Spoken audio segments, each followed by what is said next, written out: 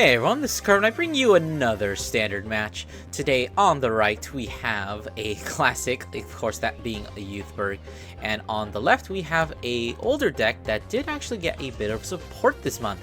Of that, of course, being Luticia. Luticia did get access to a brand new promo, which I should say is actually pretty good, all things considered. So let's go ahead and see if that promo is going to be enough to allow Luticia to take on one of the, I guess, old dogs of the meta, that being Youthberk, but let's go ahead and get into the match. So we do see Youthberk starting off with discarding that Carino. Definitely a great way to start, putting that zest into the soul, probably the one of copy from the deck, just sliding it in there, getting out of the way already. We only need 2 more procs of units in order to get us to our full blast. So looks like that is probably going to end things for Youthberk as they pass over to Luticia. Luticia could be discarding a Valdebrash, using the skill to start, of course, to draw one, and then using a Valdebrash's skill to draw yet another card. So we got a very good advantage engine already starting from the beginning with quite a few cards in hand. Looks like we are going to be calling down an aura behind the Vanguard, getting that on-hit pressure.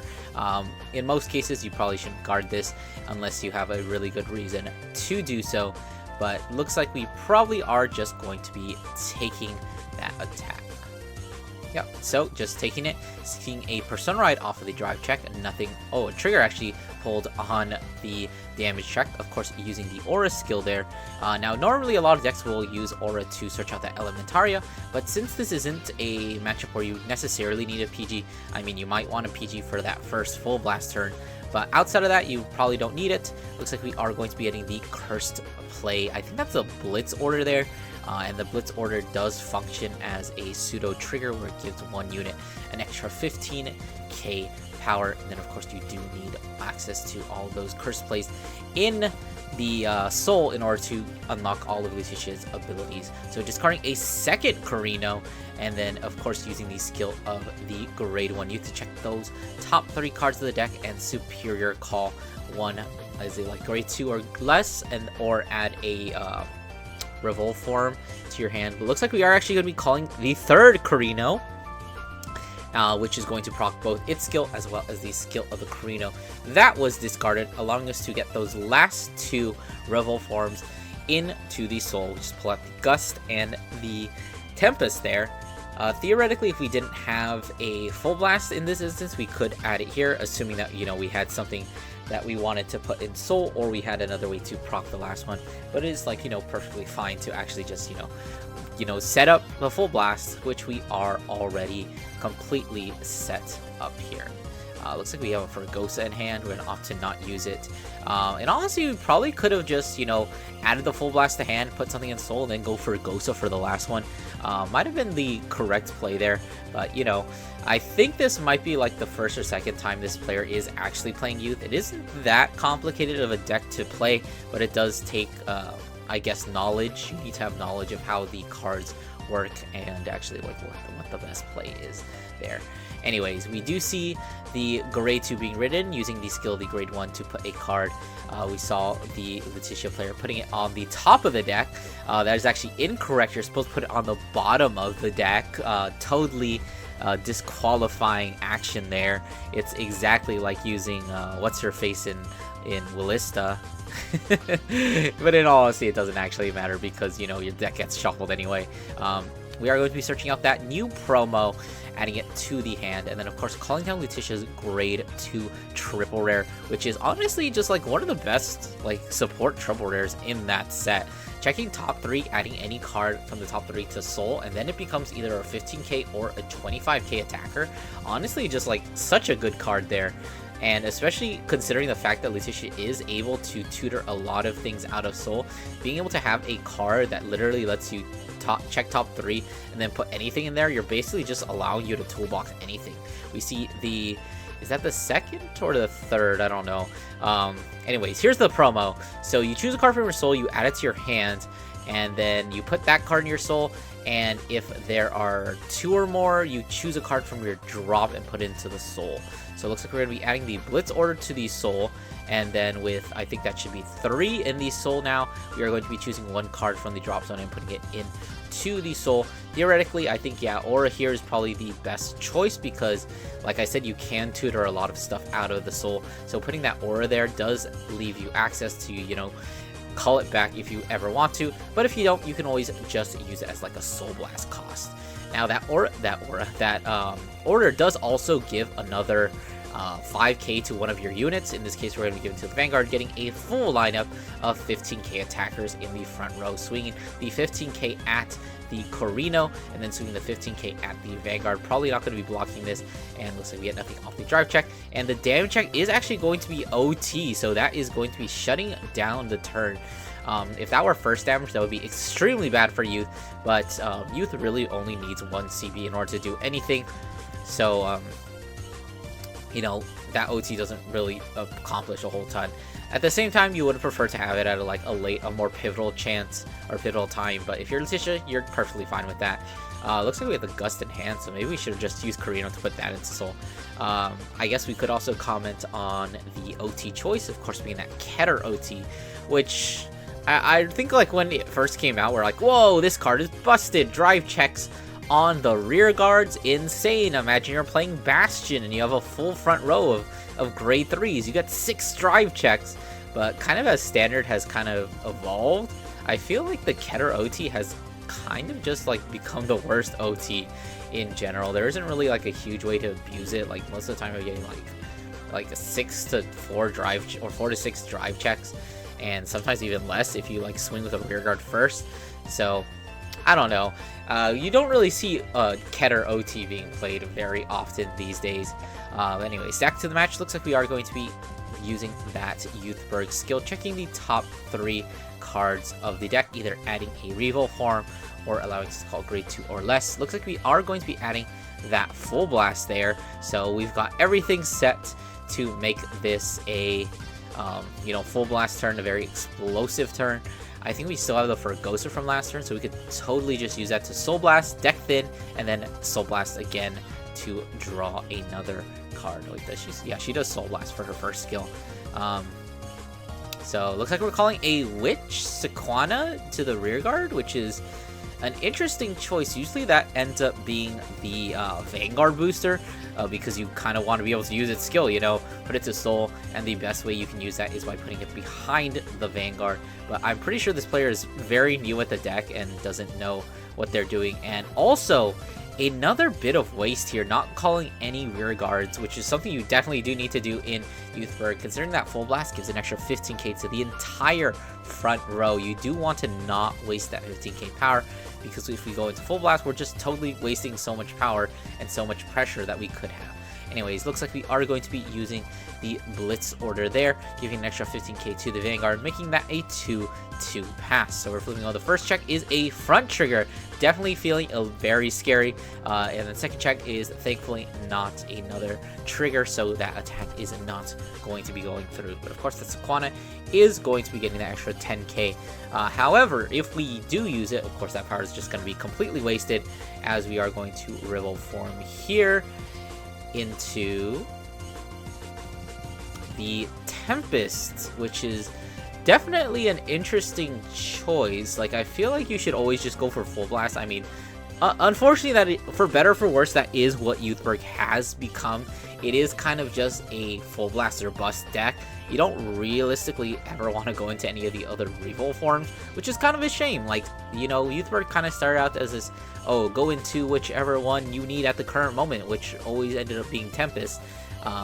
As we revealed top 2 cards of the deck being a Heal Turret and another Sequana, meaning that we aren't going to be able to bot deck anything. And if we had gone into that Full Blast, not only would we have a lot more pressure on both this Vanguard swing and the Sequana, but, you know, we would have actually been able to bot deck one of those, which is definitely something that is very necessary. And we didn't even use the Sequana, so we don't have a single drive on this Vanguard, so it's going to be an easy 15k block, as we are just going to be taking this Sequana's attack, going to 2, probably just using it to, like, you know, secure counter blast in that instance. Anyways, using the skill to grade 2 to Soul Blast instead of discarding a card, running into the grade 3. Luticia, I believe at this point we have 3 curse plays. Oh no, we used the Blitz order last turn, so that gives us the 4 curse plays that we do actually need So we're going to be activating a 5th, soul charging a Yuika, and then actually just calling the Yuika out, which is definitely a very nice play there. It's going to allow us to bounce back that grade 2, and we can use the skill again to just continue to tutor cards out from the deck thinning, and just allowing us to have even more access to like almost every card in our deck. And these 2 rear guards are now at 25 each. So since we did play normal order, Luticia does gain an extra 5k, and then with the counter blast, they'll give her another 5k and allow us to draw a card. Drive checking the 2 times, getting 2 blanks there, including a PG, as we see Youthberk checking nothing on the damage check. But since we do have those 4 cursed plays in the soul, we are going to be able to discard 1 and restand the Vanguard at the end of the attack, swing for another 23 here. So these other columns are still hitting for 25 and 38, meaning we really don't have to worry about any defensives here. But it looks like it's not even going to matter because we are not going to be seeing a defense there. We got a 25k here. Pretty easy 15k block. Yeah, I think you just committed there. But this other one is a 38. Honestly, you probably just take this because, you know, being at 4 does not really matter that much. We did lose a lot of tempo by not going into full blast last turn. We probably could have gotten at least like more damage or PGs out of hand or shield value from a last turn full blast, because we would have had crit pressure, we would have so much power, we would have had a drive check, we would have, I guess, well, Tempest doesn't technically minus that much, but anyways, I guess we're probably just thinking about whether we want to take this or not. But looks like we are committing a lot of shield to that. Wow, that was overguarding by 5k using that front trigger there. I don't really think that was worth it, in all honesty. You probably should just taken it. I don't think like the extra damage is worth the extra 2 cards in hand, especially with that much shield value. But looks like we are going to be starting off the turn with a Persona Ride. So, like I say, all good turns begin with a Persona Ride. We've got the Sequana there, definitely not where she wants to be. We do have another Sequana from the drive check, which we can just totally just slap behind the Vanguard. The problem, of course, here being is that we do want to have a lot of actual rear guards. We could totally use Youthberk's skill here to discard a card and then, you know, just get something. Literally anything. But it looks like we are finally playing the Fergosa, using the skill to Soul Blast out the Tempest, and then going to be searching the deck and putting, I guess, well, we have 2 Tempests in the Soul, so just whatever's left there, I guess. I'm not sure what we have left. I think we might have a Gust left in the deck, unless, no wait, we discarded the Gust. So theoretically, if we're doing a 1-2-2, that is all Revel forms out of the deck, but it looks like we're going to be putting the Full Blast there. You know, it is still deck thinning. We already have the Full Blast from last turn, and that is also going to allow us to, oh, looks like we're not going to be using that skill. We want to keep the Full Blast in deck.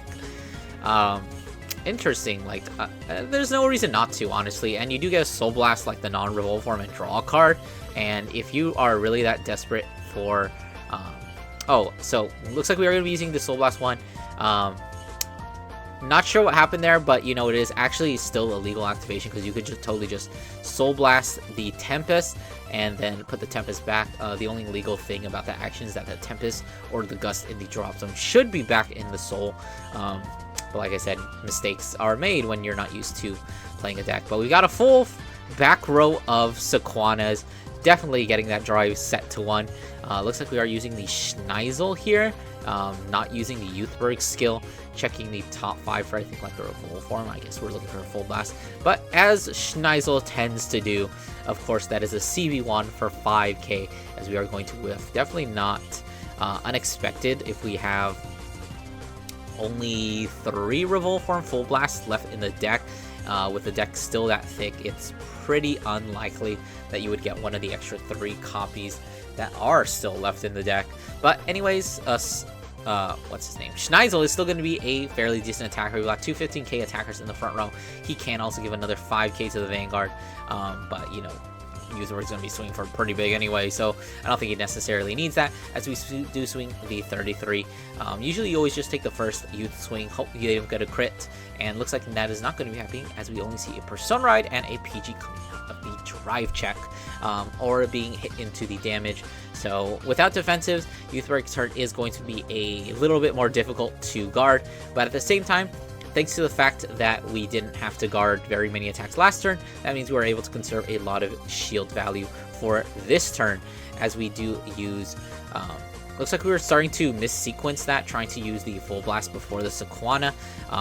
I think I've said this once, and I'll just keep saying it. You always need to make sure you use Sequana first, because she will set your drive to 1, and then you use either your Gust skill or your Full Blast skill in order to set to, or not to set to get an extra drive.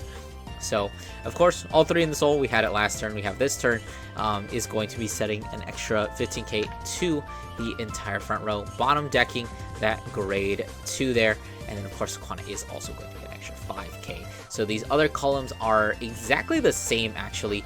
15k to the front row, plus their 15k base makes 30, Persona Ride is going to give them 40, and then the 10k from Sequana boosting is going to make them 50. So it looks like we're going to over trigger here for an OT to pass. Of course, not really going to happen unless, you know, you hit your second OT, which you should not be playing. So very simple and easy guard there. But we still got 2 columns that are 50 a piece. Not really that difficult to guard. Actually, they are kind of difficult to guard. I don't know what I'm saying, but you don't actually need to guard them, because these last 2 swings here are not lethal. So you could theoretically just take them both. I don't know if you really want to take both of them. Maybe, I know you definitely take one, but okay, it looks like we're just going to be taking the second one. Gonna get pretty lucky there, hit a heal trigger there, so we are going to be staying at 4. But at the same time, does Luticia have a chance to close things out? They kind of do. Their columns get very, very swole. With that Persona Ride we checked last turn, we might be able to assemble a board that's going to be perfectly capable of, you know, just taking out Youthberk this turn, pushing that last 3 damage. Youth did definitely commit a lot of cards from hand, but we still do have that PG to worry about. So theoretically, if we flip over like a crit on the first Vanguard swing, it's totally feasible that we can finish off with our last 3 swings. Again, that all depends on what Youthberk does have in its hand. Looks like we're going to be playing that promo order once again, adding the Persona Ride back to the hand. Definitely something that is very good for Luticia, because previously Luticia could do a lot of this before. The only thing you would have to do is you have to call out the Persona Ride from the soul and then put it in front of a Yuika, and then the Yuika would bounce it back to your hand for you. But this kind of just skips that entire step, and also does have the added benefit of allowing you to have really good rear guards instead of just having to rely on that Persona Ride to be your main attacker. And anyways, we see the Strega being played here. Another card that is definitely very good for Luticia.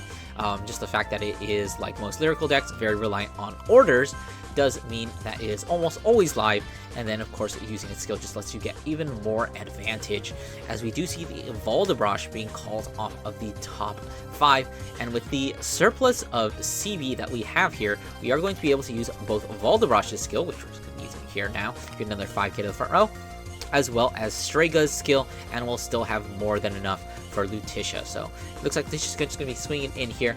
Already very, very powerful. 43 on its own without any triggers, thanks to the extra 15k to the front row. Looks like we are flipping that critical trigger there in front, giving all the effects to Luticia, because she still does have another swing, so you do want to bait out that PG that we saw there, hitting the first check, getting a defensive. So it is less feasible, I suppose, for Youthberk to die here, as we swing for the 53. Going to be committing that PG, definitely the correct choice there, as we try tracking another PG there. But we still got some pretty decent swings here. They're not the biggest. It's 38. That's a pretty decent number. That's a 2-card guard there. But we do actually have to guard both of these, and Strager is definitely going to be bigger by 10k, I believe, if we use a skill. So thanks to that trigger, we're just going to be able to block with just a 20k guard there. Deciding on whether we want to use the Yuika skill, we probably have like excess soul at this point. And theoretically, adding the Valdebrosh back to your hand means that you will be able to use the skill next turn, but it looks like we're going to opt to just leave it there and actually just use the Striga skill here to get an extra 10k and draw a card, going up to 48, which we are going to have to guard because of that critical trigger. So that is going to be at least a 3-card guard or a PG. So looks like Youth is going to have to decide how it wants to handle this attack. So it looks like we are actually going to be committing a 4-card guard to block that. We must not have had a PG there, but you know, even though we're left 1 card in hand, you know, that is still enough to live.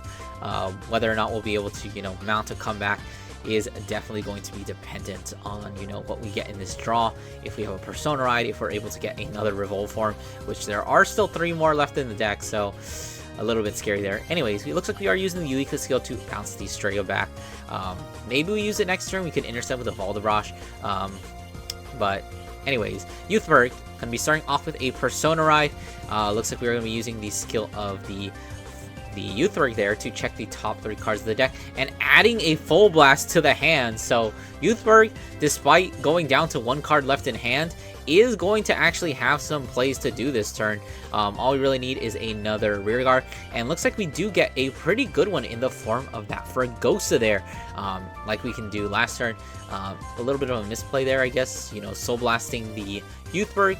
We still do have plenty of, you know, non-Revolve form cards to Soul Blast there. So it's not entirely the worst, but you do always want to just Soul Blast your Revolve forms that you don't need. Like, you had a Full Blast in there from last turn, you might as well Soul Blast that out. But looks like we are going for the throat here as we do deck thin, swinging the 23 at the Vanguard, guarding for, I believe that's a 2 to pass there, as we see the critical trigger being flipped over on the first check. So looks like we are going to be putting everything on the Vanguard, and if we can get a second drive trigger here, we will be able to finish the game, and we have to see, but unfortunately it's just another Full Blast. Deeply unfortunate, but you know, I do actually think that this is one of those rare instances where you can kind of just go for the 2 to pass, because that is your win con now. You kind of have to finish this turn. If you don't, you are just dead next turn. And you know, banking on that trigger, banking on that 2 to pass can definitely be like the correct play. I think that's just straight up the correct play.